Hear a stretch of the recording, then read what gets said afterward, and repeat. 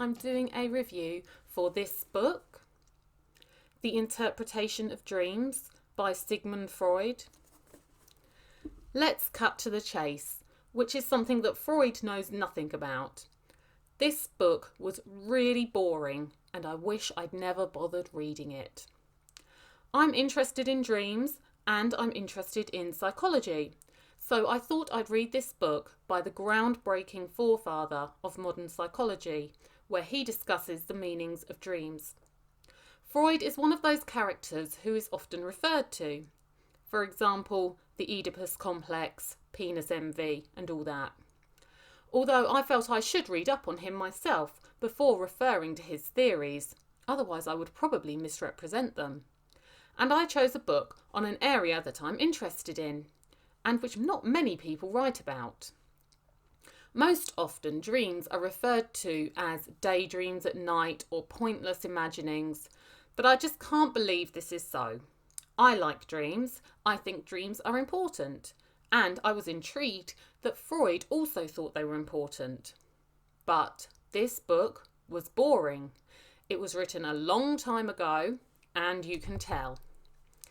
A lot of Freud's material on dreams is in relation to his patients, and Freud explains that he helps patients with psychological problems that he describes as hysteria.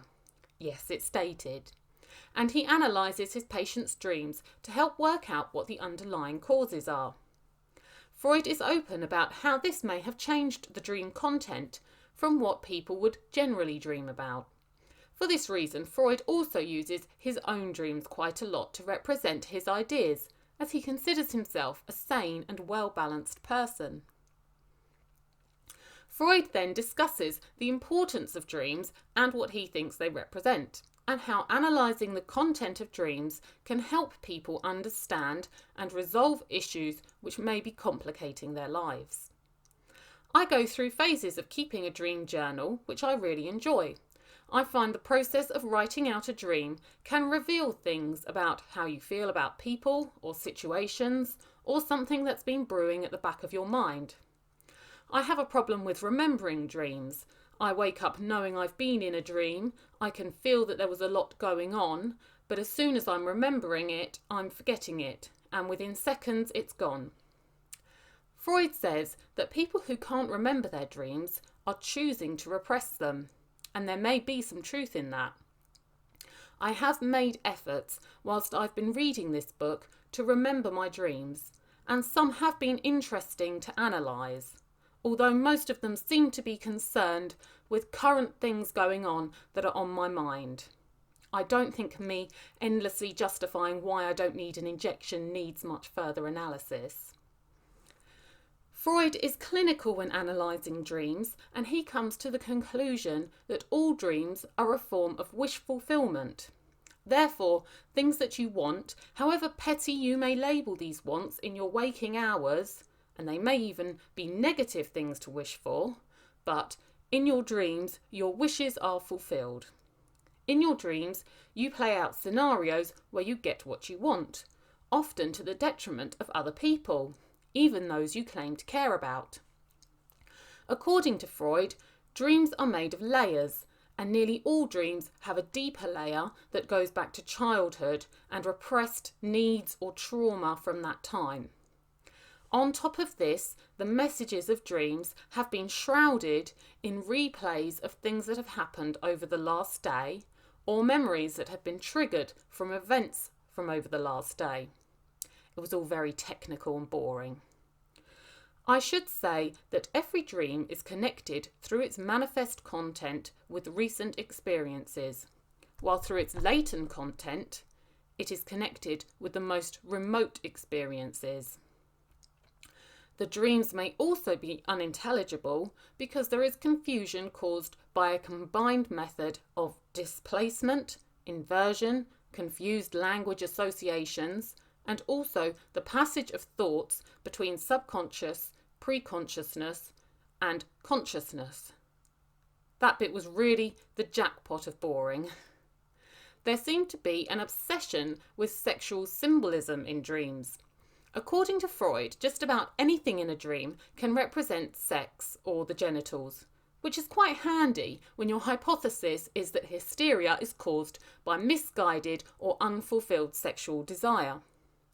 Symbols of sex and the genitals included, although were not remotely limited to, tree trunks, umbrellas, knives, small boxes, ovens, ladders or stairs, tables, hammers, lizards, cats. I agreed with Freud that only the dreamer can really understand all the relations and relevance of different people or situations. Although I found Freud's explanations of dreams, how he got from the event in the dream to what he thought it represented, often involved massive leaps of faith, which I felt could just have easily been attached to a million other possibilities. Utilising his ideas of displacement and inversion allows almost any conclusion to be achieved, and he made some dubious links from content to analysis. It was a bit like, oh, you dreamt of a giraffe. Well, obviously giraffe means cat, and cat means sex. You're obviously repressing sexual desires. The dream is related to the trip to the zoo that you had as a child when the woman selling ice cream gave you an extra scoop. It indicates that you have a repressed fixation with older women, or ice cream, and so on. That's just my example of the type of connections Freud makes. It isn't actually one of his case studies, although it is more convincing than some of them. When Freud analyses dreams, he is always looking back rather than forward. Freud is adamant that dreams are not prophetic, which again shows his killjoy mindset. As much as I disagreed with a lot of Freud's conclusions, I felt that he was authentic in his desire to understand dreams and to help people through that understanding. The most interesting things I got out of this book was some insight into Freud as a person, and I credit him with a good degree of honesty throughout the book. When Freud is analysing dreams, a lot of his references are very outdated, either because of the social ideals of the time or the language of the time, so they are often not transferable to now.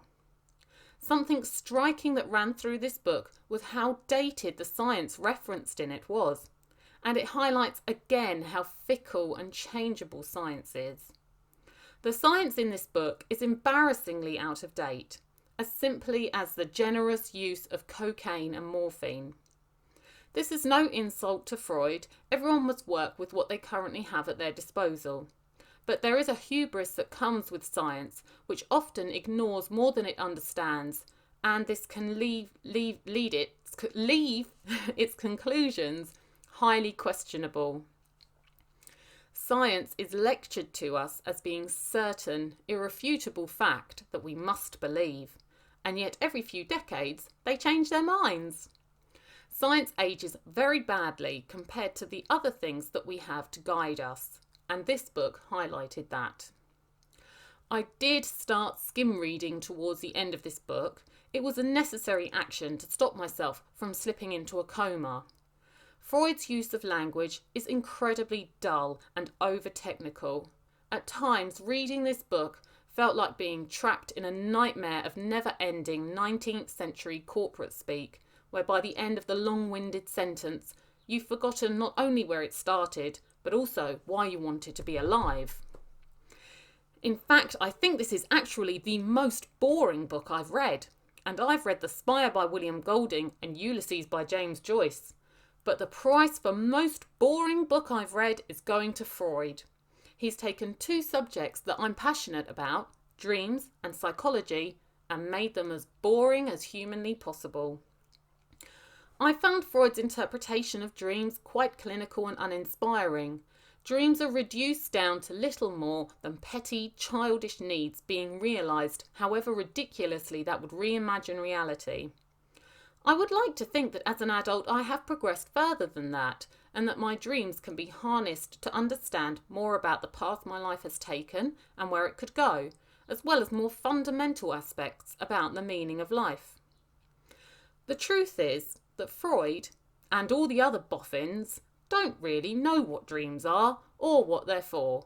Freud's mental gymnastics to interpret dreams as he thought was most acceptable proved that, if nothing else. I think, why believe that dreams are meaningless? or that they simply represent basic childish or selfish urges, or that they are random results with boring logical explanations. One may as well describe the clouds, or birdsong, or the light shining on a lock in just the same way, when in truth, anyone with any sense would admit that there is something much grander going on that we have barely begun to understand. I'd rather believe that dreams are an access point to that, and that we have more to learn about the divine influences in our lives. It may not be measurable by scientific methods, but it feels more genuine. Okay, and if you do wish to read it or you need help sleeping at night, here it is again. Okay, thank you.